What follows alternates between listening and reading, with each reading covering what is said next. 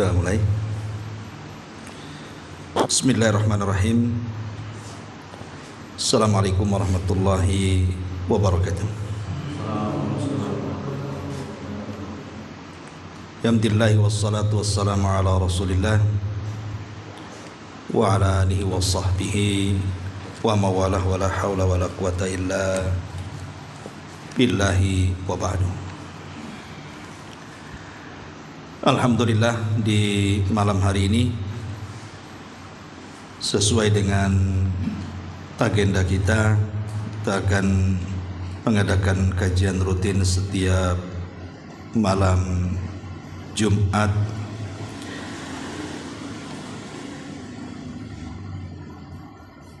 ini alamatnya di mana ini? Di Bengkong Harapan 2, Jalan Utama Mawar Blok R nomor 29. Karena ini permulaan, tentu kajian kita hanya ingin merangsang bagi kita tentang pentingnya ilmu dan para penuntutnya. Karena bagaimanapun keselamatan dunia dan akhirat itu ditentukan dengan ilmu.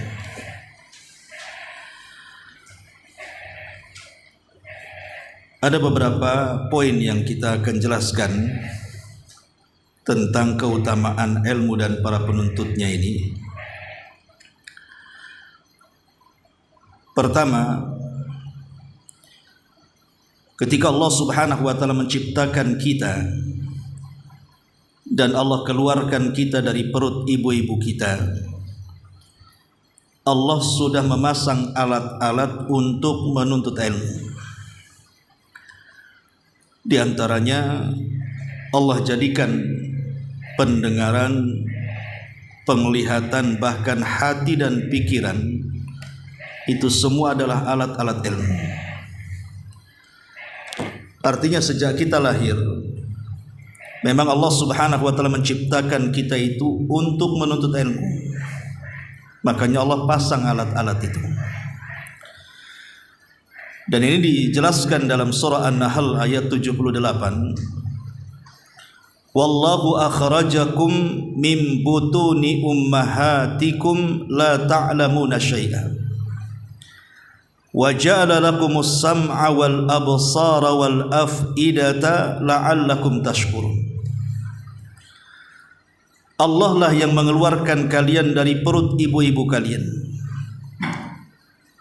Ketika itu kalian tidak tahu sedikit pun tentang pengetahuan. Kemudian Allah jadikan kalian pendengaran yang dengan mendengar kita mendapatkan ilmu. Kemudian Allah jadikan penglihatan, dengan melihat kita bisa mendapatkan ilmu dengan cara membaca dan yang semacamnya. Dan juga hati yang menyambung kepada pikiran. Sebab orang gila yang tidak punya pikiran tidak mampu menyerap ilmu. Lah itu semua Allah tutup dengan kata-kata la'allakum tashkurun. Patut kita syukuri. Artinya, kalau seandainya Allah Subhanahu wa taala sudah memberikan nikmat pendengaran, penglihatan, pikiran, kok tidak digunakan untuk menuntut ilmu, berarti dia belum bersyukur kepada Allah. Ini yang pertama. Yang kedua, kita tahu bahwa saat Nabi SAW berada di Gua Hira, wahyu yang pertama kali turun kepada Nabi SAW adalah suratul Alaq 1-5. Dan dalam suratul Alaq itu Allah Subhanahu wa taala memulakan dengan kalimat Iqra. Bacalah. Iqra bismi rabbikal ladzi khalaq. Khalaqal insana min 'alaq. Ketika Allah Subhanahu wa taala menurunkan pertama kali wahyu kepada Nabi sallallahu alaihi wasallam dimulai dengan kalimat Iqra. Seolah-olah Allah Subhanahu wa taala ingin katakan kepada nabi kita agar dia belajar dengan cara membaca. Dari sini kita tahu bahwa agama yang dibawa Rasul itu adalah agama ilmu. Karena yang pertama kali diperintahkan Rasul adalah ilmu. Dengan kalimat Iqra, baca. Dan dengan banyak membaca itulah banyak pengetahuan. Berarti agama kita ini bukan dilandasi dengan kebodohan, tapi harus dilandasi dengan ilmu. Makanya Syekh Muhammad ibn Abdul Wahhab dalam kitabnya Ushulul Tsalatsa, ketika menjelaskan tentang kewajiban seorang muslim, pertama dia mengatakan haruslah berilmu. Kemudian menjabarkan apa itu ilmu. Ilmu adalah mengenal Allah, mengenal nabinya, dan mengenal agama Islam dengan dalil-dalilnya. Ini yang kedua. Yang ketiga, pentingnya ilmu itu karena Allah Subhanahu wa taala sangat melarang kita melakukan sesuatu atau berbuat sesuatu atau mengamalkan sesuatu yang sebelumnya tidak didasari ilmu. Makanya Allah mengatakan di dalam surah Muhammad ayat 19, fa'lam annahu la ilaha illallah wastaghfir lidzambik. Di sini Allah mengatakan fa'lam, ilmu, bahwa dia maksudnya Allah, ada sesembahan yang berhak disembah. Fa'lam artinya ilmuilah bahwa tidak ada sesembahan yang berhak disembah kecuali Allah Subhanahu wa taala. Wastaghfir lidzambi, kemudian mintalah ampun akan dosa-dosamu. Ketika Allah Subhanahu wa taala memulakan dengan kalimat ilmu, kemudian diakhiri dengan istighfar, bahwa istighfar itu tidak bisa dilakukan kecuali dengan ilmu, dan istighfar itu perbuatan, menunjukkan bahwa amal itu tidak lebih penting daripada pengetahuan. Jangan mendasari sebuah amalan tanpa ilmu, nanti akan tersesat. Makanya ketika Allah Subhanahu wa taala menyebutkan dalam surah yang 17 kali kita baca dalam setiap salat kita dalam satu hari, di ujung surah Al-Fatihah Allah mengatakan waladhdallin. Dhalin itu artinya orang yang sesat. Penafsiran para ulama artinya orang-orang Nasrani. Kenapa orang Nasrani dikatakan dhalin, tersesat? Karena mereka banyak beramal tapi tidak berdasarkan ilmu. Ini yang ketiga. Yang keempat, Allah Subhanahu wa taala bahkan mentahdzir, memperingatkan setiap muslim jangan mengucapkan sesuatu tanpa ilmu. Karena ucapan yang didasarkan tanpa ilmu pasti sesat dan menyesatkan, dan mencelakakan baik yang memberikan fatwa atau yang mendapatkan fatwa. Contoh dua kisah. Ingat kisah tentang pembunuh 99 jiwa yang dicantumkan dalam kitab Riyadhus Shalihin, di mana pembunuh yang sudah membunuh 99 jiwa ini ingin bertobat. Kemudian mencari orang yang bisa membimbingnya. Ketemulah seorang padri, seorang rahib. Kemudian bertanya, apakah dosa membunuh 99 jiwa ini ada ampunan dari Allah? Tetapi karena sang pendeta ini tidak memiliki ilmu pengetahuan, dia pun kemudian mengucapkan tanpa ilmu dan mengatakan dosa sebesar itu tidak ada ampunannya. Maka jiwa pembunuhnya naik, kemudian muncul, kemudian dibunuh pendeta itu. Genaplah dia membunuh 100 jiwa. Lihat bagaimana nasib tragis pendeta ini. Dia berfatwa tanpa ilmu. Akhirnya apa? Mencelakakan, terbunuh dia. Ini kisah yang pertama. Kisah yang kedua, Nabi SAW pernah mengutus pasukan khusus. Dalam bahasa Arab disebut Sariyah, pasukan yang tanpa dipimpin Nabi, dan pulang membawa kemenangan. Di tengah perjalanan pulang ada satu sahabat yang terluka parah di kepalanya karena tebasan pedang. Allah takdirkan dia tertidur, kemudian dalam tidurnya mimpi basah. Artinya dia harus junub. Dia pun meminta fatwa kepada rekan-rekan pasukannya, apakah orang seperti dia ada rukhsah untuk tidak mandi? Tapi semua pasukan mengatakan tidak, engkau harus mandi. Ini kewajiban orang junub, harus mandi. Akhirnya dia mandi, makin parah penyakitnya, kemudian mati. Sampailah perkara ini kepada Nabi. Nabi marah dan mengatakan, qataluhu qatalahumullah, kalian sudah membunuhnya, semoga Allah memerangi kalian. Lihat akibat berfatwa tanpa ilmu, membunuh orang. Makanya di ujung hadis Rasul mengatakan, fa inna syifa'al i'as su'al, obatnya orang bodoh itu tanya, bukan berfatwa.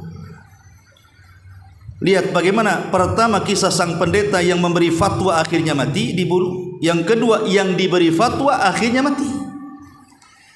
Itulah celakanya kalau mengucapkan sesuatu tanpa ilmu. Dari sini pentingnya ilmu. Ini yang keempat. Yang kelima, di dalam Al-Quranul Karim, tepat di dalam surah Al-Imran ayat 18,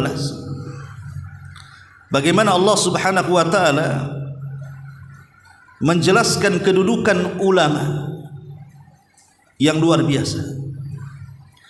Allah Subhanahu wa ta'ala mengatakan, syahidallahu annahu la ilaha illahu wal malaikatu wa ulul ilmi qa'iman bil qisti la ilaha illahu al azizul hakim. Syahidallah, Allah bersaksi kepada dirinya. Kepada dirinya sendiri dia bersaksi bahwa dirinya adalah sesembahan yang berhak disembah. Syahidallahu, bahwa Allah bersaksi, annahu, bahwa dia Allah tidak ada sembahan yang berhak disembah kecuali dia, wal malaikat, kemudian para malaikat juga bersaksi bahwa tidak ada sesembahan yang berhak disembah kecuali dia, wa ulul ilmi, begitu juga orang-orang yang diberikan ilmu, mereka juga bersaksi bahwa tidak ada sembahan yang berhak disembah kecuali Allah. Lihat bagaimana di sini Allah mendudukan posisi para ulama. Posisi orang-orang yang berilmu diletakkan setelah para malaikat di dalam tauhid. Hanya orang-orang yang berilmu yang pantas mentauhidkan Allah. Orang-orang jahil tidak tahu bagaimana cara mentauhidkan Allah. Makanya orang-orang jahil kebanyakan disangka tauhid padahal syirik. Seperti orang yang datang ke kuburan meminta-minta dan diyakini itu kuburan wali fulan, wali allan, padahal sekalipun yang di kuburan nabi sekalipun atau malaikat sekalipun yang dikubur itu, mereka tidak bisa mengabulkan permintaan kita. Atau orang yang datang ke dukun, ataupun orang yang percaya kepada tangkal dan jimat, atau percaya kepada khurafat dan begitu seterusnya, mereka jatuh kepada kesyirikan itu karena jahil. Tapi orang yang berilmu tidak mungkin mereka jatuh kepada kesyirikan karena mereka paling paham dengan tauhid. Ini yang kelima. Yang keenam, bahwa mengenal Allah Subhanahu wa ta'ala dan merasakan takut kepada Allah Subhanahu wa ta'ala tidak akan sempurna kecuali dengan mengenal ayat-ayat, baik ayat-ayat kauni berupa alam atau ayat-ayat syar'i berupa Al-Quran dan Sunnah. Dari sini kita tahu bahwa mengenal Allah dan merasakan takut kepada Allah tidak mungkin diwujudkan kecuali dengan ilmu. Bagaimana caranya? Ya tadi, membaca ayat-ayat syar'i, mempelajari Quran, mempelajari sunnah, atau membaca ayat-ayat kauni alam semesta yang terbentang di hadapan kita, bahkan ayat-ayat yang menempel pada badan kita.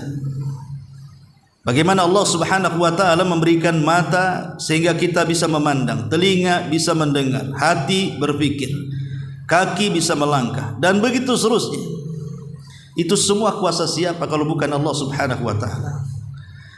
Makanya Allah Subhanahu wa ta'ala dengan tegas dalam surah Fatir 28 Allah mengatakan, innama yahsyallah min ibadihil ulama. Orang yang takut kepada Allah itu, merekalah orang-orang yang diberikan pengetahuan. Karena orang jahil itu tidak mungkin takut kepada Allah. Apa yang ditakutkan, dia pun jahil, tidak tahu apa yang ditakutkan. Tapi orang yang berilmu pasti dia takut kepada Allah. Kenapa? Karena dia tahu apa yang ditakutkan.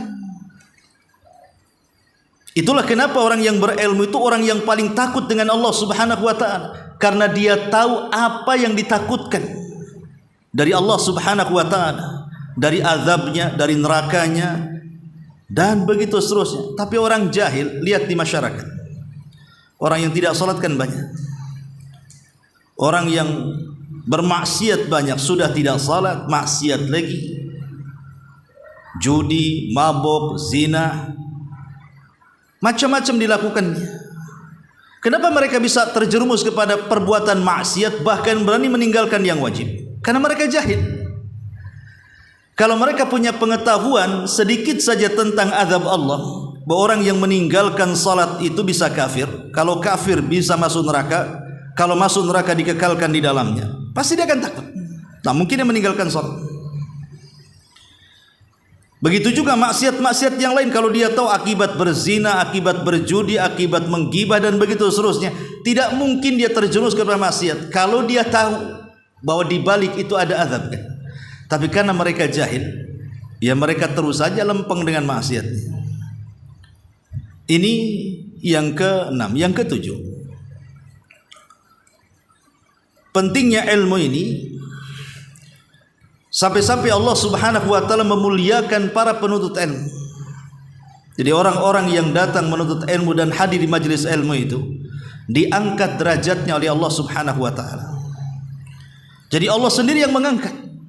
Manusia itu tidak mungkin mengangkat manusia yang lain. Sekalipun mengangkat, nanti pun akan turun. Seorang diangkat menjadi pejabat, sampai kapan pejabat itu terangkat? Ada batas waktunya, ada pensiunnya. Presiden saja yang paling tinggi negara kita ini, anggaplah dia periode 10 tahun sudah nggak bisa jadi presidennya.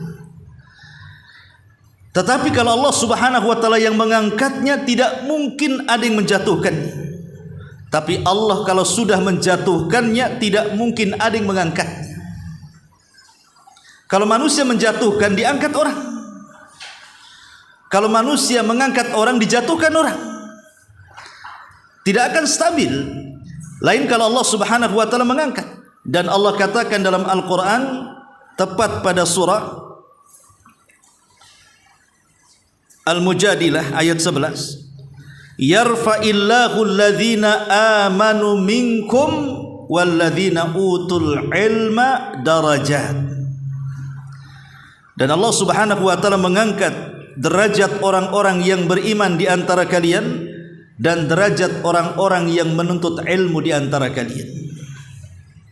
Di zaman Umar bin Khattab radhiyallahu anhu, ada mantan budak namanya Abdurrahman ibnu Abza. Abdurrahman ibn Abza. Jadi satu hari Al-Harith ini, seorang gubernur Mekah, dia safar ke kota Madinah, berjumpa dengan Amirul Mukminin Umar bin Khattab radhiyallahu anhu. Kemudian Umar bin Khattab radhiyallahu an mengatakan kepada Amir Mekah di sini, "Kenapa kau tinggalkan Mekah? Siapa yang menggantikan kau di sana?" Karena Umar tidak mau ada pemimpin yang meninggalkan daerahnya. Karena yang namanya pemimpin pasti sibuk mengurus daerahnya. Kata Amir Mekah, dia mengatakan ada yang menjadi wakil, namanya Abdurrahman ibn Abzah. Anehnya Umar nggak kenal, padahal itu wakil gubernur tuh. Sampai-sampai Umar bertanya kepada Amir Mekah di sini, siapa Abdurrahman ibn Abzah itu? Maka kata Amir Mekah, dia adalah budak, tapi sudah kumerdekakan. Kata Umar bin Khattab radhiyallahu an, apa tidak ada orang merdeka? Kenapa engkau ambil dari mantan budak? Maka kemudian Amir Mekah ini menjelaskan posisi Abdurrahman ibn Abzah di hadapan Amirul Mukminin. Dia mengatakan, akan tetapi wahai Amirul Mukminin, Abdurrahman ibn Abzah ini alimun bi faraidillah wa alimun bi kitabillah wa idza qadha bi adlin. Tetapi wahai Amirul Mukminin, Ibn Abzah ini walaupun mantan budak yang kumerdekakan, tapi dia pakarnya faraid, pakarnya matematika. Urusan waris kan pakai matematika kan. Biasanya orang jurusan matematika kan cerdas. Lebih daripada itu, dia alim dalam Al-Quran. Karena dia alim dalam Quran, apabila dia memutuskan sebuah putusan, pasti putusannya adil. Maka Umar bin Khattab langsung mengatakan, Allahu Akbar, sadaqa Rasulullah sallallahu alaihi wasallam, innallaha yarfa'u bihadzal kitaba aqwaman wa yadha'al akharin. Sungguh benar kata Umar sabda Nabi gitu. Terkadang ada orang yang diangkat tinggi dengan Al-Quran, terkadang ada orang yang dijatuhkan rendah dengan Quran. Jadi Quran itu bisa mengangkat, bisa juga merendahkan. Contohnya Abdurrahman ibn Abzah diangkat dengan Quran. Dari sini kita tahu bahwa ilmu itu tidak mungkin merendahkan pelakunya. Ilmu itu pasti akan mengangkat pelakunya. Sekalipun seandainya satu manusia merendahkannya, tapi Allah telah mengangkatnya. Di mana? Di langit sana. Orang-orang yang suka hadir di majelis ilmu itu menjadi selebritis langit, dikenal di kalangan para malaikat. Boleh jadi mungkin kalau di bumi artis mungkin lebih terkenal, tapi kalau di langit kita para talabatul ilmu itu yang dikenal. Karena ilmu itu yang mengangkat segalanya. Bahkan bukan hanya nunggu di langit, terkadang di bumi juga. Di zaman dulu ilmu dan para ulama itu luar biasa diagungkan. Ada seorang ulama namanya Qatadah ibn Di'amah. Qatadah ibn Di'amah itu orangnya banyak cacat di kepalanya, buta, tapi dia tidak tuli. Kemudian juga badannya stroke, tidak bisa digerakkan, hanya duduk saja. Buta, stroke, tidak punya hidung, rata gitu ya. Dan dia seorang budak. Akhirnya karena dia tidak bisa apa-apa oleh tuannya, tidak bisa dipekerjakan, namanya budak, dan kondisinya cacat, dimerdekakanlah sama majikannya supaya dia bebas. Dia pun mengadu kepada ibunya, dan dia berkulit hitam. Kata ibunya, sudah, sebaiknya kau tinggal saja di haram, maksudnya di Masjidil Haram. Lah saat itu di Masjidil Haram banyak ulama. Jadi saat para ulama besar meninggal dunia, rupanya sudah diserap ilmunya oleh Qatadah ibn Di'amah ini. Subhanallah. Saat itu tidak ada yang boleh berfatwa di Mekah kecuali Qatadah. Dan itu diakui oleh Amirul Mukminin di zaman. Tidak ada yang boleh berfatwa kecuali Qatadah. Padahal dia buta, berkulit hitam, stroke, hanya model mendengar saja. Tangan tidak bisa menulis. Tapi itulah terkadang fadlullah yu'tihi may yasha. Karunia Allah terkadang Allah berikan kepada siapa yang dikehendaki. Karena kemuliaan bukan dari cacatnya fisik, tapi kemuliaan dari ilmu, amal dan takwanya kepada Allah Subhanahu wa taala. Ini yang nomor 7. Yang nomor 8, pentingnya ilmu itu sampai-sampai Allah Subhanahu wa taala tidak pernah memerintahkan nabinya dalam Quran untuk menambah sesuatu dalam doanya kecuali ilmu. Allah tidak perintahkan kepada Rasul dalam doanya meminta banyak-banyak harta, banyak-banyak pangkat, jabatan dan kenikmatan dunia. Tapi Allah hanya perintahkan kepada Rasul untuk berdoa agar menambahkan pengetahuan. Makanya Allah mengatakan dalam surah Taha ayat 114, wa qul rabbi zidni ilma. Katakan ya Muhammad, berdoalah kepada Allah Subhanahu wa taala, rabbi ya Rabbku zidni, tambahkan kepadaku ilma, ilmu pengetahuan. Menunjukkan apa di sini? Bahwa ilmu itu segala-galanya. Kalau memang harta itu, kalau memang kekayaan itu, kalau memang dunia itu lebih utama, tentu Allah akan perintahkan nabinya untuk berdoa menambah itu. Tapi Allah tidak perintahkan. Allah hanya perintahkan untuk menambah ilmu pengetahuan dalam doa kita. Makanya sunnah para ulama, apabila mereka meminum air Zam-Zam, maka setelah minum Zam-Zam mereka senantiasa mengatakan Rabbi zidni ilma, ya Allah tambahkan kepadaku ilmu pengetahuan. Dari sini kita tahu bahwa Islam itu tidak pernah mengajarkan kebodohan. Ini yang ke-8. Yang ke-9, Allah Subhanahu wa taala memuji di dalam Al-Qur'anul Karim mereka yang bergelut dengan ilmu atau para ulama. Seperti Allah Subhanahu wa taala berfirman, "Qul hal yastawil ladzina ya'lamuna wal ladzina la ya'lamun." Katakan ya Muhammad, apakah sama orang yang berilmu dengan orang yang tidak berilmu? Sama enggak kira-kira? Ya enggak sama lah. Ini pertanyaan istingkar, tidak perlu dijawab. Semua orang tahu jawabannya. Bahwa tidak akan sama orang yang berilmu dengan orang jahil. Karena orang yang berilmu itu pasti tahu kebenaran dengan pengetahuan. Bahkan tidurnya orang yang berilmu itu bisa berpahala, tapi tidurnya orang jahil bisa berdosa.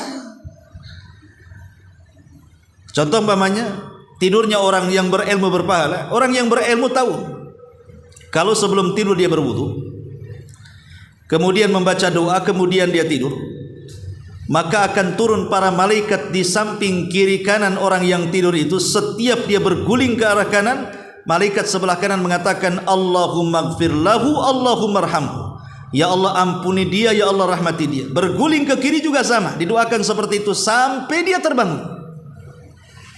Tidurnya saja didoakan malaikat, kalau dia punya pengetahuan kan. Dan kalau dia meninggal husnul khatimah, karena meninggal didoakan para malaikat. Tapi tidurnya orang jahil, macam mana dapat pahala? Wudu saja tidak. Terkadang dia mungkin habis maksiat malam-malam, habis dugem, habis apa, kemudian habis teler gitu ya, habis berzina kemudian tidur. Yang turun juga paling malaikat yang melaknat dia. Makanya sebagian para ulama salaf mengatakan, kalau kita ingin tahu kematian husnul khatimah dan su'ul khatimah, jadi orang yang tidur kemudian tidak bangun kembali, itu mudah sekali. Lihat amalan sebelum tidurnya. Kalau amalan sebelum tidurnya boleh jadi mungkin dia membaca Quran, dia berzikir, dia berwudu, dia berdoa, kemudian dia tidur, Allah takdirkan tak balik lagi ruhnya, dipastikan husnul khatimah. Tapi kalau sebelum tidurnya dia maksiat, dia berzina, dia berjudi, dia mabok, kemudian dia tidur, kemudian tak bangun lagi, dipastikan su'ul khatimah. Ini yang ke-9. Yang ke-10, bahwa mereka orang-orang yang diberikan nikmat ilmu, mereka adalah orang yang paling cepat mengenal kebenaran dan paling cepat untuk menambah iman. Tetapi sebaliknya orang-orang yang jahil, Sampai kiamat dia tidak akan mengenal kebenaran dan tidak akan sanggup bagaimana meningkatkan iman. Allah Subhanahu wa taala mengatakan dalam surah Al-Hajj ayat 54. Allah mengatakan, "Waliya'lamal ladzina utul ilma annahul haqqu min rabbika fayu'minu bihi." Dan hendaklah agar mereka mengetahui, orang-orang yang diberikan ilmu pengetahuan, bahwa perkara itu sebuah kebenaran dari Rabbnya, dan mereka pun langsung beriman dengan kebenaran itu. Jadi orang-orang yang punya pengetahuan, dia tahu bagaimana cara mengumpulkan pahala dengan mudah, menaikkan iman dengan mudah. Tapi orang jahil nggak akan sampai ke level situ. Orang-orang yang berilmu itu dia tahu, oh ini amalan kecil pahalanya besar, karena dia membaca riwayat, membaca hadis-hadis Nabi SAW, sehingga dia bisa membedakan amalan-amalan, bahkan bisa mengamalkan amalan ringan tetapi pahalanya besar. Tapi orang jahil mana tahu yang seperti itu kalau dia tidak belajar. Nah, dari sini kita tahu bahwa ilmu itu perkara yang paling cepat untuk mengetahui mana yang benar, mana yang salah, mana yang syirik, mana yang tauhid, mana yang sunnah, mana yang bid'ah, mana yang maksiat, mana yang taat. Orang yang punya ilmu itu langsung bisa membedakan. Percaya atau tidak percaya? Mungkin antum sebelum hijrah, mungkin antum tidak bisa menilai orang. Tapi setelah antum hijrah, duduk lama di majelis ilmu, di majelis sini, majelis sana, hanya lihat orangnya, belum ngomong, antum sudah bisa nilai. Itu dari golongan ini nih, gitu kan? Ini ajarannya ini nih katanya. Tengok penampilannya, nampaknya nih dari kelompok ini nih. Padahal antum belum bertanya kan? Tapi antum bisa langsung mengatakan, oh ini kayaknya orang sebelah nih. Allah berikan insting kepada antum. Siapa yang membimbing? Belum tanya tapi sudah tahu coba. Itulah nikmatnya ilmu tuh. Tapi kalau orang jahil semua sama, nggak ada bedanya. Mau liberal, mau nggak liberal, mau sesat, mau nggak sesat, yang penting pakai peci saja sudah muslim. Nggak sholat pun muslim. Ma'asyiral muslimin wal muslimin yang dimuliakan Allah Subhanahu wa taala, ini yang ke-10, yang ke-11. Kita tahu bahwa Islam ini menyerukan umatnya untuk menuntut ilmu. Bahkan saking pentingnya ilmu itu, Nabi sampai mewajibkan kepada umatnya wajib menuntut ilmu. Sebagaimana sabda Nabi SAW, "Talabul ilmi fardhatun ala kulli muslim." Menuntut ilmu itu kewajiban ikhwan bagi setiap muslim. Makanya jangan pernah meremehkan ilmu, karena ilmu itu warisan para nabi. Nabi itu tidak pernah mewariskan dunia, tidak pernah mewariskan dinar dan dirham, rupiah, dolar, ringgit yang semacamnya, tidak. Tetapi mereka warathul ilma, mereka hanya mewariskan ilmu. Karena dengan ilmu inilah dunia akan mengikut. Tanpa ilmu dunia juga akan hilang, walaupun dunia di genggamannya. Tujuan orang cari dunia itu apa? Kebahagiaan. Kenapa kita ingin punya rumah besar, kendaraan? Supaya kita bahagia. Mudah ke pasar, mudah jalan, mudah apa? Intinya supaya kita bahagia. Tapi kalau kaya saja dan dia tidak punya pengetahuan, maka sampai kiamat dia tidak akan menemukan apa itu arti bahagia selamanya. Tetapi orang yang berilmu, walaupun dunia tidak di genggamannya, maka ada ketenangan, secercah kebahagiaan itu ada di hatinya. Karena kan kebahagiaan itu bukan materi, kebahagiaan itu kan non materi, ada di hati. Orang yang berilmu pasti dia redha dengan pemberian Allah, dan dia tahu bahwa Allah yang menciptakan kita, Allah yang membatasi rezeki kita, Allah yang menahan rezeki kita, Allah yang berikan rezeki kepada kita. Dia tahu maslahat hambanya. Tapi kalau orang jahil, terkadang kekayaan sudah banyak saja masih kurang redha dengan pembagian Allah. Kalau ada orang terkaya satu desa, kalau sudah dapat Nobel, dia ingin menjadi orang terkaya sekecamatan. Sudah jadi orang terkaya sekecamatan, kalau bisa sekabupaten. Kalau bisa orang paling kaya se-Indonesia, kan begitu. Ya. Makanya orang yang dibutakan dengan dunia itu tidak akan puas. Tapi orang yang berilmu, maka dia lebih qanaah hidupnya. Itulah hakikat ketenangan. Ini yang ke-11, yang ke-12. Bahkan Islam menyerukan kepada umatnya untuk mempelajari seluruh ilmu. Ingat bahwa ilmu yang bermanfaat itu bukan ilmu agama saja. Bukan hanya ilmu salat, puasa, zakat, haji, muamalah Islam dan begitu seterusnya, tidak. Islam itu tidak pernah membatasi satu ilmu. Bahkan Islam itu memerintahkan kita untuk menuntut semua ilmu yang kita kenal lah di sekolah-sekolah negeri, dari SD, SMP, SMA. Di sana ada matematika, ada fisika, biologi, macam-macam. Ya. Kemudian sampai di universitas ada jurusan ekonomi, kedokteran, akuntansi, macam-macam lah jurusan-jurusan itu. Silahkan mencari. Tetapi yang diinginkan Islam itu bukan hanya cerdas, tapi juga bermanfaat. Karena banyak orang yang diberikan kecerdasan pikiran, tapi tidak pernah diberikan kejernihan hati. Bahasa Syekhul Islam Ibn Taimiyah itu utu zaka'an wala yu'tu zaka'an. Diberikan kecerdasan tapi kotor hatinya. Makanya Islam tidak hanya mengajarkan cerdas saja, tapi kecerdasan ini yang bermanfaat bagi kaum muslimin. Seperti kedokteran, sehingga kaum muslimin tidak berobat ke dokter kafir.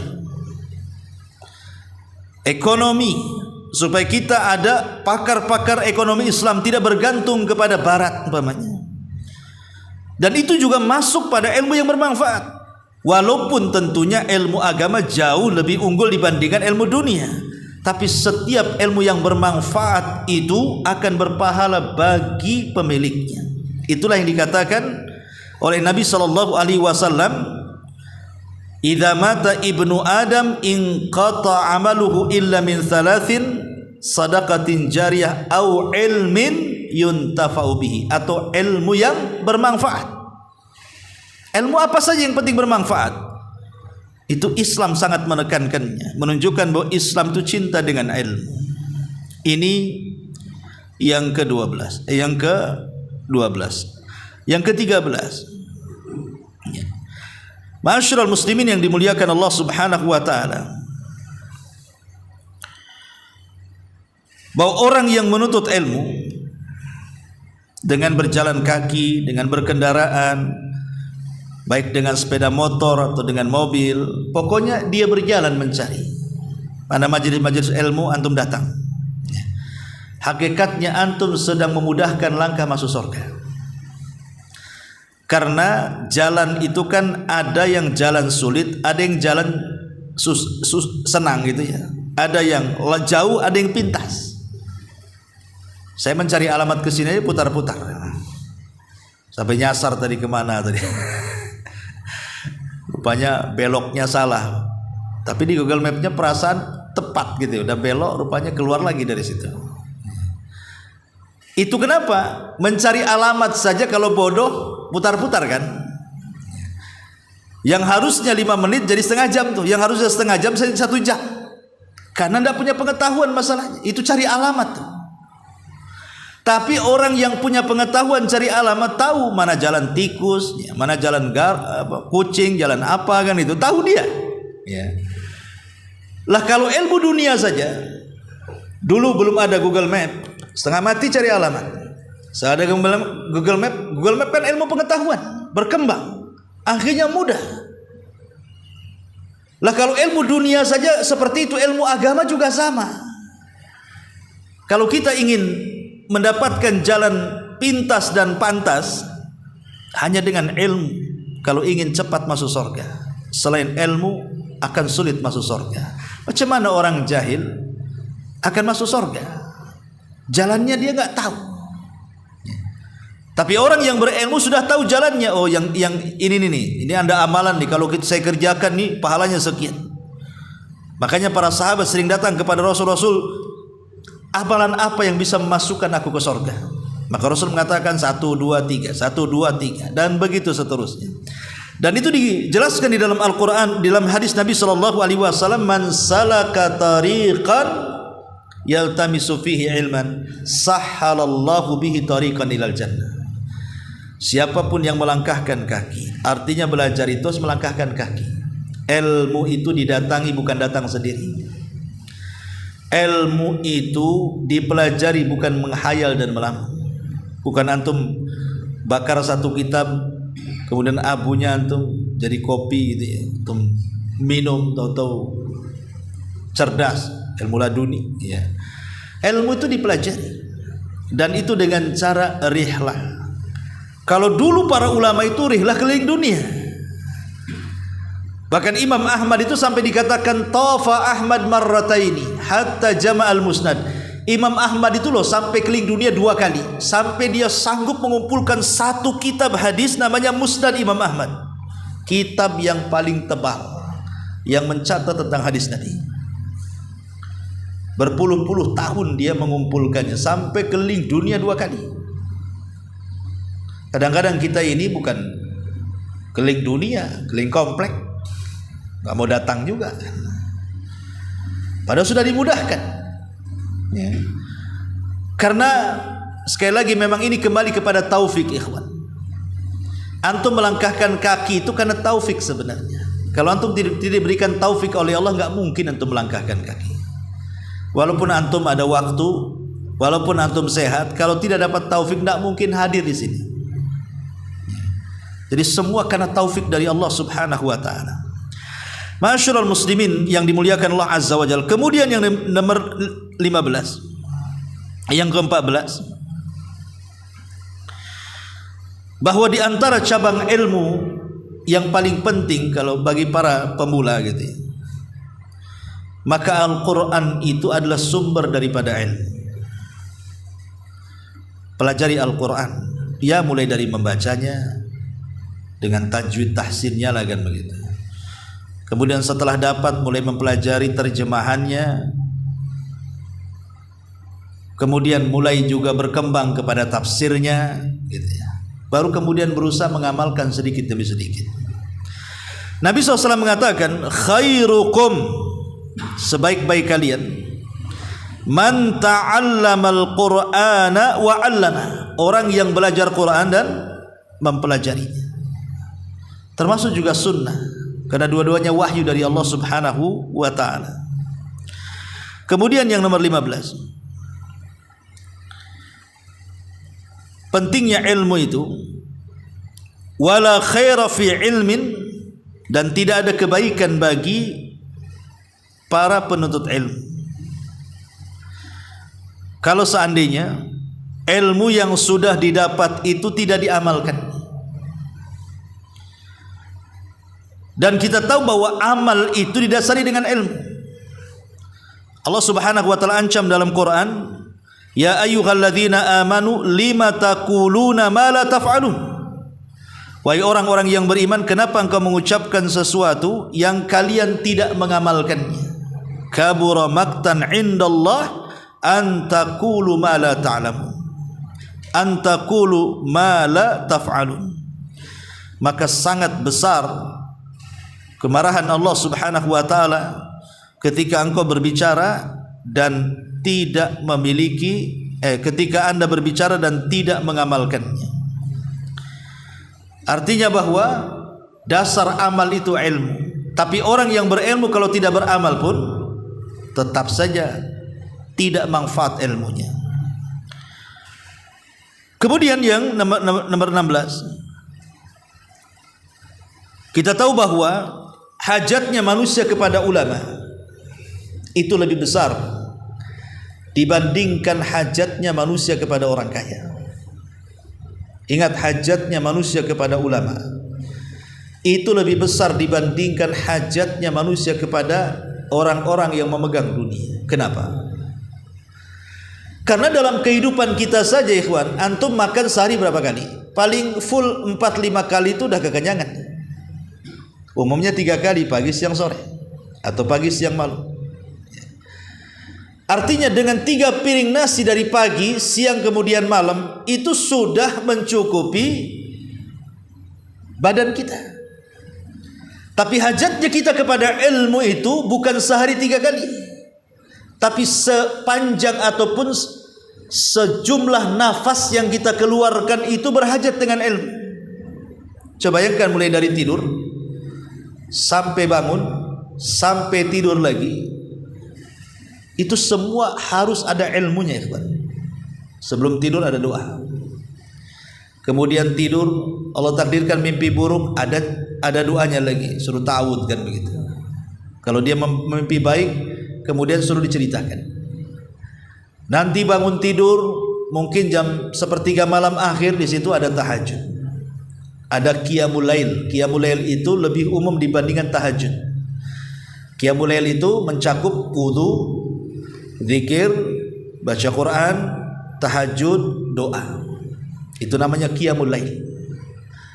Walaupun kita ambil wudu 1/3 malam, antum sudah qiyamul lail.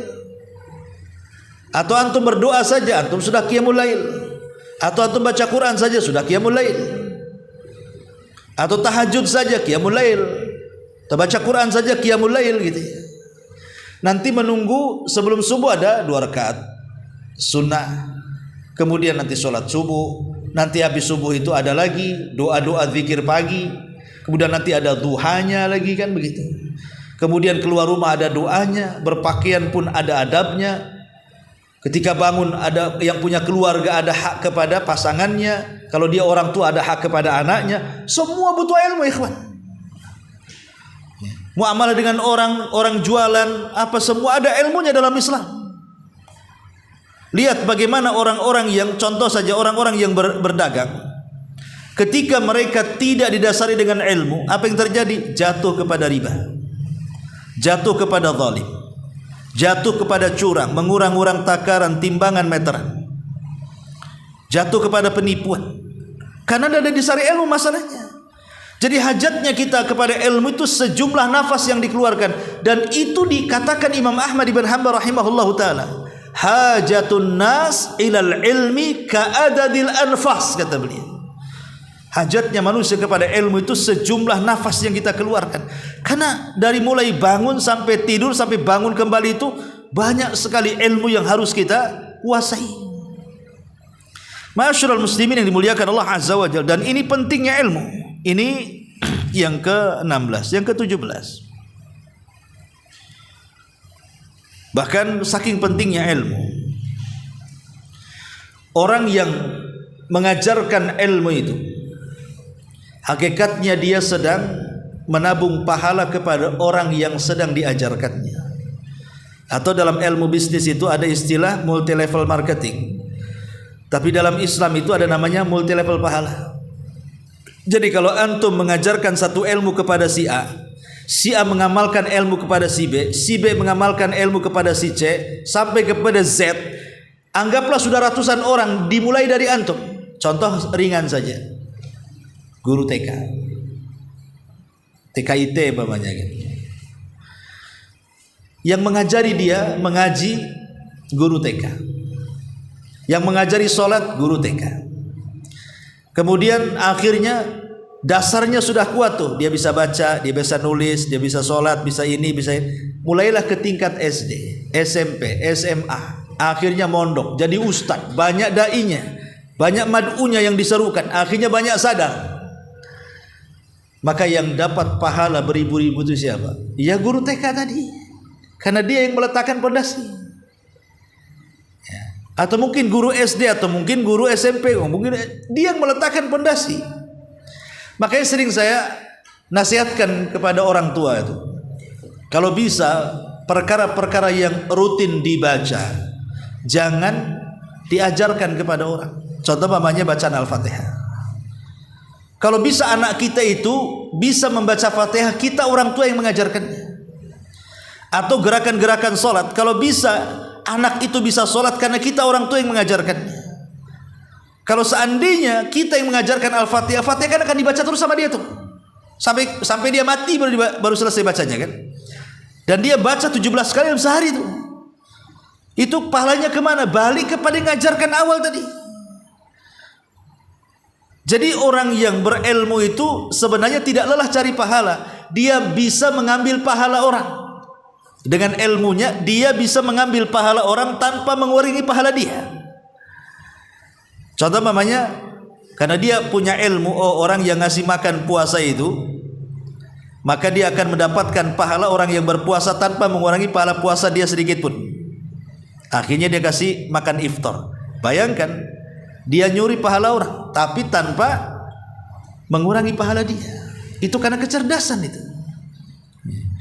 Ma'asyiral muslimin yang dimuliakan Allah Subhanahu wa taala, ini yang ke-17, yang ke-18.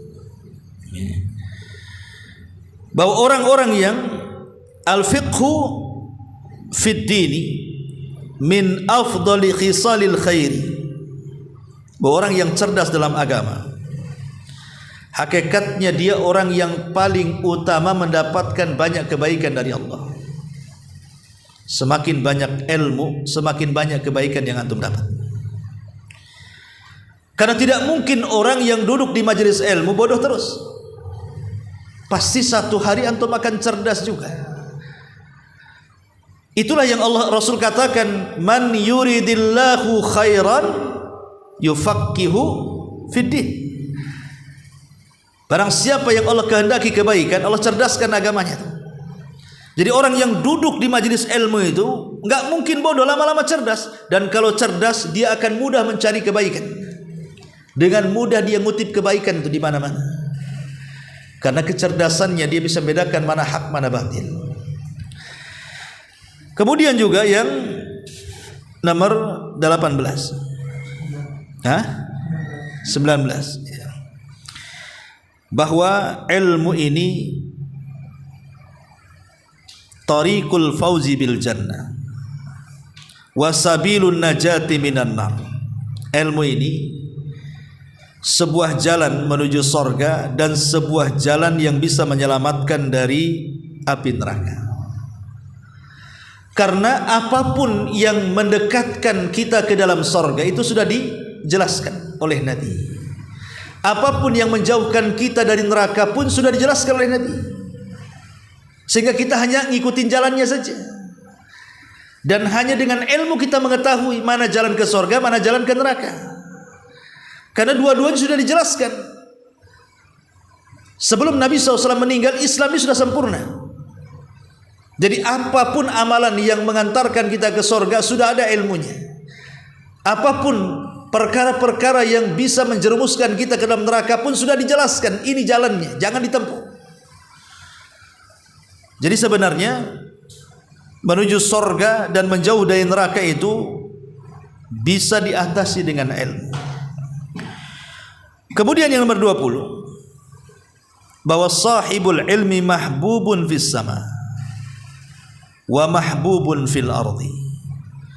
Orang yang duduk hadir di majelis ilmu itu sangat dicintai di langit dan dicintai di bumi. Nabi SAW mengatakan dalam sebuah hadis, wa innal alim la yastaghfiru lahu man fis samawati wa man fil ardi hatta al-hitanu fil ma. Dan orang-orang yang punya pengetahuan ilmu agama, para malaikat di langit akan senantiasa mengampunkan dosa-dosanya. Sampai seluruh binatang di bumi, sampai ikan yang di dasar lautan yang tak tahu jumlahnya berapa, ikut juga bertasbih kepada kita. Coba bisa bayangkan, semua malaikat yang ada di langit, entah berapa jumlahnya, itu mendoakan kita yang hadir di sini. Makanya kenapa Nabi SAW itu kalau habis ngaji kayak gini, habis ada majelis ilmu kan, kemudian bubar pulang, apa kata Rasul di ujung majelis itu? Umu maghfurullah, berdiri bubar, dosa kalian sudah diampuni. Semata-mata duduk di majelis ilmu, entah paham ataupun tidak yang dijelaskan ustadznya, entah ngantuk-ngantuk ataupun yang melek atau yang memang tidur betul, itu mendapatkan cipratan para malaikat, sampai pun kepada orang yang tidak ada niat hadir. Umpamanya dia nggak ada niat hadir ke sini, cari antum mau minta tagihan, datang ke rumah, umpamanya kan, mana si anu, kata istri antum tak ada lagi ngaji, mana tempat pengajiannya, oh di sana, datang dia, ikut duduk, padahal kan niatnya bukan belajar tuh, niatnya memang mau nagih utang kan, tapi dia ikut duduk di situ. Kata Nabi SAW, dia pun mendapatkan pahala yang sama, diampuni dosa-dosanya. Kalau orang yang tidak ada niat saja diampuni dosa-dosanya, macam mana orang yang ada niat dari rumah datang duduk di majelis ilmu? Makin lagi diampuni dosanya. Lah itulah pentingnya kita ini sudah baca istighfar malas, minimalnya hadirlah di majelis ilmu. Kalau kita ini dosa sudah jelas tiap hari buat dosa kita ya, mata, telinga, kadang-kadang mata sepandang-pandangnya, telinga sedengar-dengarnya, mulut seomong-omongnya. Sering kita melakukan seperti ini, nggak sadar kita ini banyak dosanya, tapi istighfar malas. Pada Rasul itu satu hari istighfar sampai 70 sampai 100 kali itu paling kurang. Kalau memang malas istighfar, hadir aja di majelis ilmu seminggu sekali lah kan begitu. Minimalnya membersihkan dosa. Itu saja. Kalaupun tidak dapat ilmu pengetahuan agama, mungkin karena agak lelet gitu ya, berapa giga saja otaknya ya. Tapi minimalnya tuh kan dosanya diampuni. Maksudnya orang yang hadir. Kalau lewat YouTube ataupun lewat Facebook, ya memang dapat pengetahuan, tapi tidak dapat kemuliaan majelis ilmu.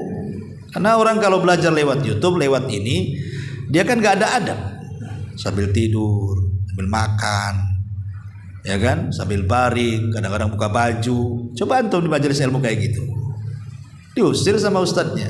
Cuman dua, ustadznya ngusir atau ustadznya melarikan diri. Gak ada adabnya kan itu ya. Makanya lain kalau sudah majelis ilmu itu pahalanya beda. Bukan hanya dapat ilmu tapi banyak keutamaan. Dahulu orang-orang yang belajar kepada Imam Ahmad itu terkadang bukan terpukau dengan kecerdasannya ingin dapat ilmu dari Imam Ahmad, tidak. Mereka duduk itu hanya cari keutamaan majelis saja, atau ingin mempelajari adabnya. Jadi mereka duduk itu hanya cari berkah saja di situ maksudnya. Subhanallah ya. Ini yang nomor 20. Kemudian yang nomor 21, bahwa ulama ini amanun li ahli Islam. Sebenarnya amannya penduduk Islam, kita kaum muslimin aman itu karena masih ada ulama. Kalau sudah tidak ada ulama, tidak akan aman sebuah negeri. Ingat bahwa amannya sebuah negeri itu karena masih ada ulama. Hargai ilmu dan para penuntut, hargai ilmu dan para ulama. Kalau ilmu sudah tidak dihargai, para ulama sudah tidak dihargai, maka tunggu kehancuran sebuah negeri. Nabi SAW mengatakan, innallaha la yaqbadul ilma intiza'an yantazi'uhu min sudurin nas, walakin yaqbidul ilma bimautil ulama hatta idza lam yubki aliman ittakhadhan nasu ru'usan juhalan fasu'ilu fa'aftau wa dhallu wa adhallu. Kata Nabi SAW, sesungguhnya Allah tidak akan mencabut sebuah ilmu dari dada-dada manusia begitu saja, tetapi Allah mencabut ilmu itu dengan mewafatkan para ulama. Ketika semua ulama pada wafat, akhirnya yang menggantikan mereka adalah orang-orang jahil. Mulailah orang-orang jahil ini dijadikan para pemimpin. Kemudian mereka dimintai fatwa, mereka pun berfatwa. Mereka sesat dan yang diberi fatwa juga sesat. Sesat menyesatkan akhirnya. Itu yang terjadi. Kalau tidak ada ulama, manusia tersesat. Kalau sudah tersesat, tunggu azab. Makanya kalau seandainya di sebuah komplek itu masih ada orang alim, syukuri. Lihat ketika Nabi Yunus alaihi salam meninggalkan kaumnya, terancam azab. Makanya kenapa Nabi SAW mengatakan mautul alim musibatun la tujbar. Kematian seorang alim itu musibah yang tidak bisa tergantikan. Kalau orang kaya mati hari ini, besok muncul orang yang lebih kaya. Kalau sekarang mungkin pemimpin mati, besoknya sudah dilantik pemimpin baru. Boleh jadi wakilnya memang doa seperti itu. Kapan dia mati aku yang naik. Itu kalau urusan dunia. Urusan dunia, urusan pangkat, jabatan. Sekarang mati, besok sudah naik. Boleh jadi kematiannya akan disantet dia. Tapi kalau ulama mati, bagaimana cara menggantikannya? Sampai hari ini nggak ada yang bisa menggantikan Imam Ahmad. Belum ada ceritanya yang bisa menggantikan Imam Syafi'i. Belum ada cerita yang bisa menggantikan Abu Hanifah, Imam Malik, dan imam-imam yang lainnya. Bahkan mungkin ulama kontemporer yang meninggal, belum ada yang bisa menandingi mereka. Itulah kematian ulama, itu musibah. Makanya selama masih ada para penuntut ilmu, masih banyak ustadz, banyak asatid, ya, maka beruntunglah. Masih aman negeri kita dari sesat. Ma'asyiral muslimin yang dimuliakan Allah Subhanahu wa taala. Ini juga diantara kemuliaan ilmu. Kemudian yang nomor 22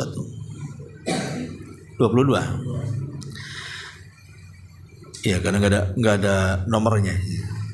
Ilmu ini yazidul mujtama tuma'ninatan wa rahatan. Ilmu ini menjadikan masyarakat kaum muslimin itu akan membawa ketenangan, perdamaian dan persatuan. Tapi kalau masyarakatnya jahil, maka selamanya mereka tidak akan mendapatkan ketenangan. Contoh ilmu dunia saja berkembangnya. Dulu saya masih kecil, mungkin antum juga merasakan, belum ditemukannya tata cara membaca dengan cepat, Iqra, Al-Barqi atau macam-macam lah istilahkan. Dulu kita pakai turutan, ngaji pakai turutan.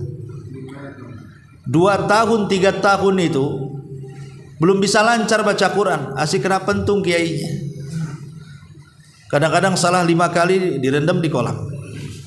Bayangkan, ya kan? Nggak tenang, kayaknya berat kali belajar Quran itu dulu berat kan. Tapi makin zaman ditemukan teori.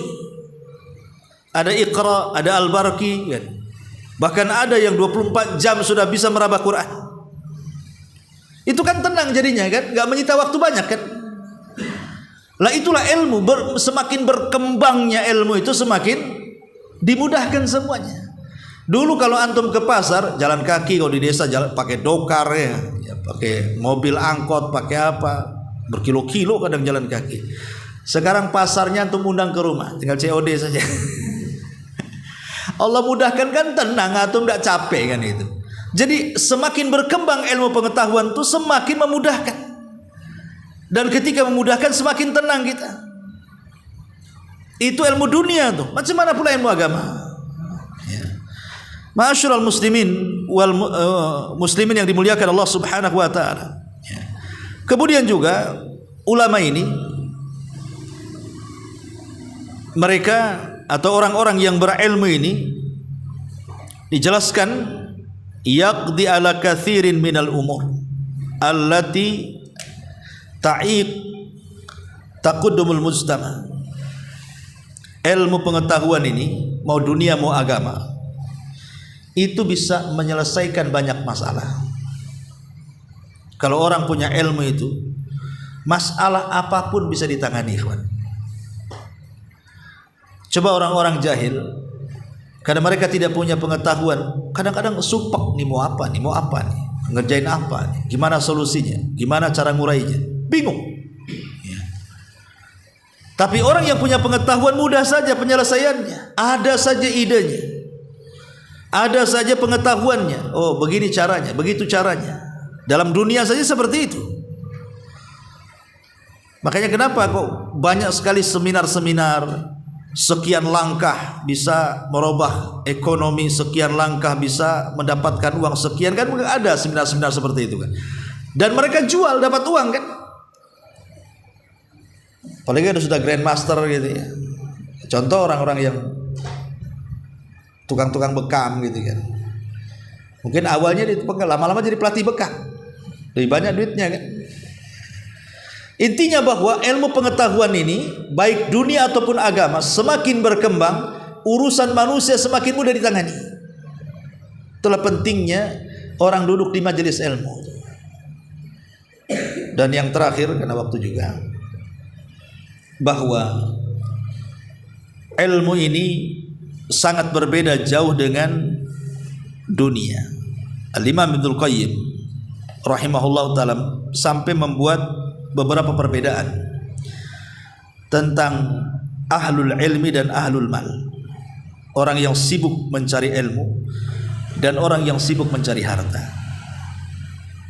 Pertama kata beliau, ilmu ini warisan para nabi, tapi harta ini warisan para raja.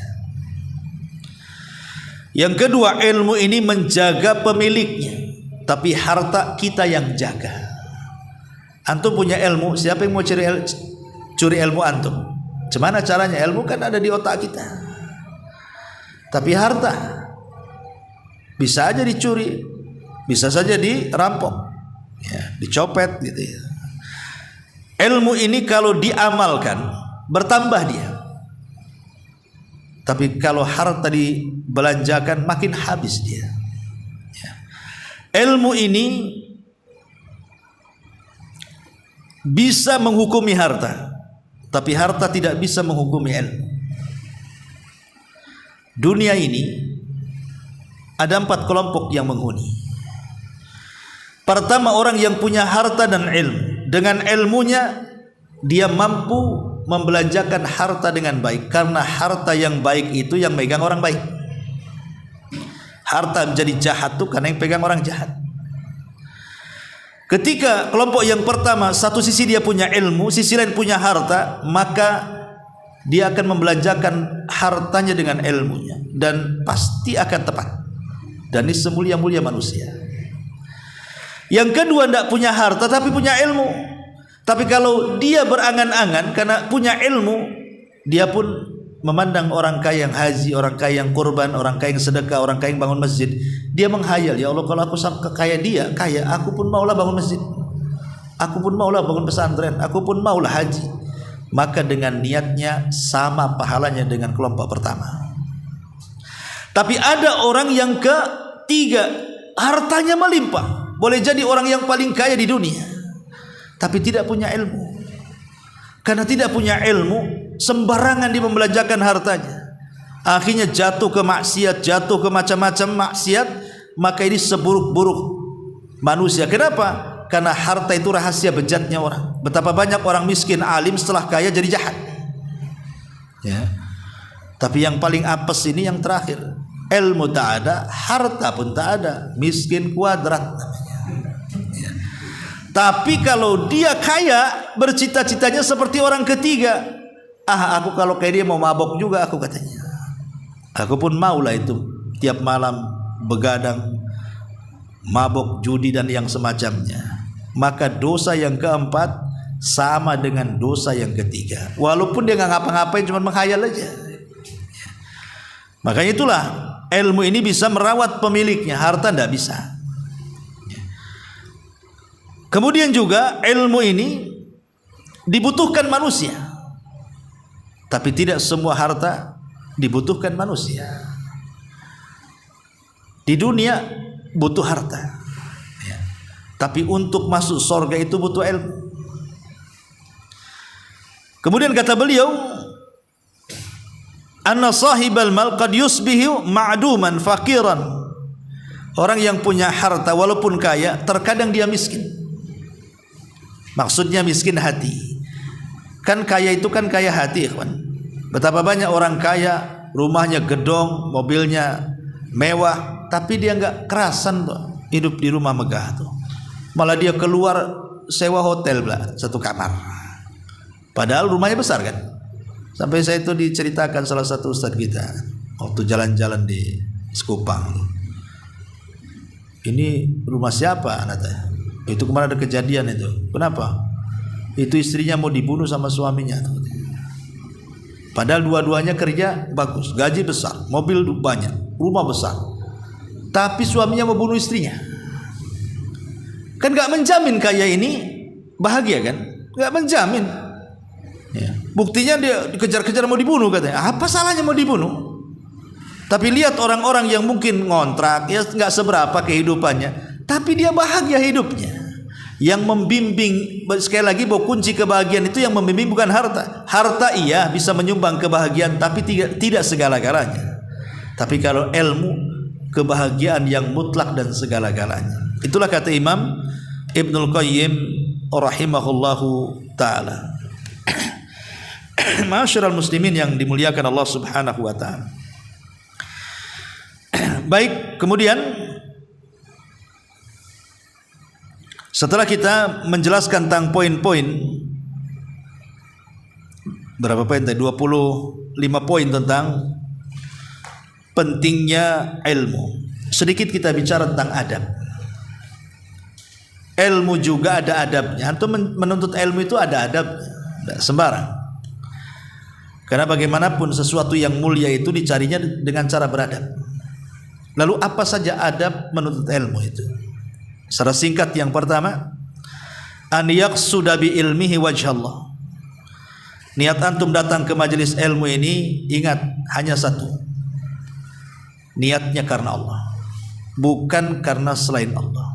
Bukan karena daripada supek di rumah, malu datang aja lah. Bukan karena itu, ya. Karena ilmu itu tidak bisa dicari kecuali karena Allah. Imam Syafi'i rahimahullah ta'ala, kita tahu bahwa biografinya itu panjang dan sangat prihatin kehidupan kecilnya. Dia anak yatim, lahir di Gaza, Palestina. Bapaknya meninggal, kemudian dibawa ke Mekah, ke tanah aslinya. Allah berikan kecerdasan. Di masa remajanya dia mencari markas-markas yang gratis untuk belajar. Jadi datang ke pondok itu cari yang gratisan, bukan untuk belajar, numpang makan. Hanya numpang makan saja. Ya belajar, tapi niatnya daripada kelaparan cari pondok gratis gitu saja. Dan itu yang diinginkan, kalau bisa ada pesantren itu gratis gitu. Jadi hanya numpang makan saja. Tapi setelah cerdas, apa kata beliau? Talabtul ilma li ajli dunya wa ya'bal ilmu illa lillahi. Dulu aku mencari ilmu itu karena dunia katanya. Hanya numpang makan saja. Tapi rupanya ilmu itu tidak bisa dicari kecuali karena Allah. Boleh jadi awalnya begitu. Namanya hidayah kan pada awalnya terkadang bukan karena Allah. Contoh namanya antum ada kawan lah belum ngaji, kemudian antum rayu-rayu lah, daripada ini duduk ngaji lah kita, duduk aja, mau di rumah apa terserah. Boleh jadi mungkin karena sungkan ikut kawan akhirnya duduk kan, bukan karena Allah dia. Boleh hanya sungkan saja, daripada duduk ayo kita ngaji lah dulu. Tapi kalau lama-lama ikhwatu fiddin, terkadang dia ketagihan kan hidayah. Orang kalau sudah nikmat belajar itu seperti ikan yang loncat dari air, dimasukkan ke dalam air, tenang dia. Tapi kalau antum tangkap burung yang belum jinak, antum masukkan ke sangkar, pasti dia sibuk mau cari jalan keluar kan. Seperti itu orang yang lezat duduk di majelis ilmu dengan orang yang belum dapat hidayah di majelis ilmu. Antum kalau biasa tuntut ilmu, duduk lama-lama pun nyatet malah makin semangat cari hidayah kan. Tapi kalau antum yang nggak pernah duduk di majelis ilmu, duduk ini pantat mau terbang aja ikhwan. Kapan selesai gatel maunya pergi saja kan gitu. Belum dapat kelezatan ilmu di situ. Nah itulah kalau menuntut ilmu karena Allah itu pasti dia akan tenang. Yang kedua, di antara adabnya, ya ikhlas ini sendiri harus diniatkan dengan beberapa perkara. Jadi tanda ikhlas itu ketika antum menuntut ilmu ditandai dengan beberapa perkara. Pertama, diniatkan belajar itu untuk mengangkat kejahilan. Antum datang itu supaya jangan bodoh. Ya. Yang kedua, supaya bisa beribadah kepada Allah dengan benar. Yang ketiga, supaya bisa mendekatkan dengan Allah Subhanahu wa taala dengan menuntut ilmu itu sendiri. Makin dekat dengan Allah. Makanya apa kata Handalah, seorang sahabat Rasul, satu-satunya sahabat yang dibesarkan para malaikat, karena ketika dia junub langsung jihad mati syahid. Belum sempat mandi junub, malaikat datang sibuk mandi besarkan di Handalah ini. Apa kata Handalah? Dia mengadu kepada Abu Bakar. Abu Bakar, kami ini kalau duduk di majelis Nabi, kemudian Nabi cerita neraka, kayak neraka kok ada di pelupuk mata kayak. Kalau Nabi cerita surga, nampaknya depan mata surga gitu. Tapi kalau sudah pulang dari pengajian, sibuk dengan keluarga, sibuk dengan bisnis, sibuk dengan dunia, rasanya neraka dan surga itu kayak dongeng belaka. Artinya kalau orang hadir di majelis ilmu adalah ruh ini makanan-makanan yang bisa dimakan ruh, supaya tidak lupa dengan Allah gitu saja. Karena orang yang jauh dari pengajian itu dipastikan lupa Allah. Lihat betapa banyak ikhwan-ikhwan kita yang jarang hadir di majelis ilmu, sibuk dengan dunia, akhirnya futur banyak sekali. Banyak akhirnya yang masuk ke maksiat.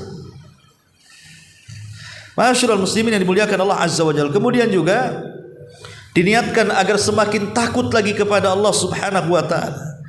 Kemudian diniatkan juga agar diangkat derajatnya. Jadi tanda ikhlas itu, yang pertama diniatkan mengangkat kejahilan. Yang kedua supaya beribadah dengan pengetahuan. Yang ketiga supaya lebih dekat lagi dengan Allah di pengajian. Kemudian yang keempat supaya bertambah rasa takutnya. Dan yang kelima agar derajat kita ditinggikan. Niatkan 5 perkara ini supaya kita jadi ikhlas. Ya. Ini adab yang pertama. Adab yang kedua, ar-rihlatu fi talabil ilmi. Jalan dalam mencari ilmu itu. Jalan. Jangan hanya kalau memungkinkan ada majelis ilmu, kenapa mesti lewat YouTube? Ya. Kenapa? Memang Allah mudahkan. Ya, tapi antum nggak dapat apa-apa dengan YouTube kecuali hanya pengetahuan saja. Kalau memang ada, kecuali mungkin jauh, ya kayak pendengar Humayroh Channel ini mungkin banyak di mana-mana. Ya ada yang orang Jakarta, Aceh, nggak mungkin lah ke sini naik apa kan itu ya. Ngaji sejam, perjalanan dari Aceh ke sini berapa jam kan? Ya, maksudnya yang dekat-dekat yang memungkinkan hadir, kenapa pakai YouTube? Kalau yang jauh ya lah udah memang begitu caranya. Tapi yang dekat nggak hadir ngandalin YouTube ini, aduh ya melampau kan itu. Kecuali dia ada uzur. Maka rihlah berjalan itu penting. Selain itu kesehatan juga ya kan. Kemudian yang keempat, ada musyabu. Ya, maksudnya tidak terlalu kenyang. Antum sebelum ngaji makan banyak, dipastikan ngantuk. Nih ngaji pada isya, pada maghrib 3 tumpeng antum habiskan ya. Siap-siap aja bawa bantal ke pengajian tuh. Maksudnya kalau ada pengajian ya sikit-sikit makan ya. Itu supaya tidak mengganggu belajar mengajar. Kemudian juga yang kelima, adab kepada muallim, kepada guru. Kadang-kadang banyak para thalabatul ilmi itu tidak punya adab dengan gurunya. Gurunya sudah menunjukkan bertahun-tahun kebaikan, terkadang ada kesalahan sedikit, ketersinggungan masalah dunia, masalah perasaan, tidak mau ngaji. Kecuali kalau gurunya sesat, ya, gurunya syirik, ahli bid'ah, ya mungkin kan gitu ya. Ini penyimpangan di akidah tidak ada, penyimpangan di ibadah tidak ada. Penyimpangan di mana coba? Hanya gara-gara perselisihan, urusan-urusan dunia. Kadang-kadang tidak mau hadir lagi. Justru Imam Bukhari itu lihat gurunya sampai banyak, ribuan, sampai 1000 dalam Sahih Bukhari itu dicantumkan gurunya. Saya bayangkan, supaya apa? Supaya antum kelebihan, mana ustaz satu ini kelebihannya, ustaz itu ini kelebihannya, ustaz ini kelebihannya. Ya, bukan berkelompok-kelompok, ini kubunya ustaz ini kubunya ustaz itu, ini antum gak dapat ilmu. Antum sedang buat kesebelasan namanya. Itu mau tanding atau apa kan itu? Kita ini mau belajar. Ya, jadi harus punya adab juga dengan guru. Kemudian juga harus fokus dengan Al-Quran dan Sunnah Nabi Sallallahu Alaihi Wasallam. Jadi ilmu yang dipelajari itu betul-betul sumbernya dari Al-Quran sumbernya dari hadis Nabi sallallahu alaihi wasallam yang sahih, tentunya dengan pemahaman-pemahaman salafun saleh. Dan banyak lagi ya, karena sudah waktunya juga sudah hampir jam 9. Sebelum saya tutup, mungkin kita buat tanya jawab saja. Silahkan kalau ada yang mau bertanya, kita buka tanya jawab.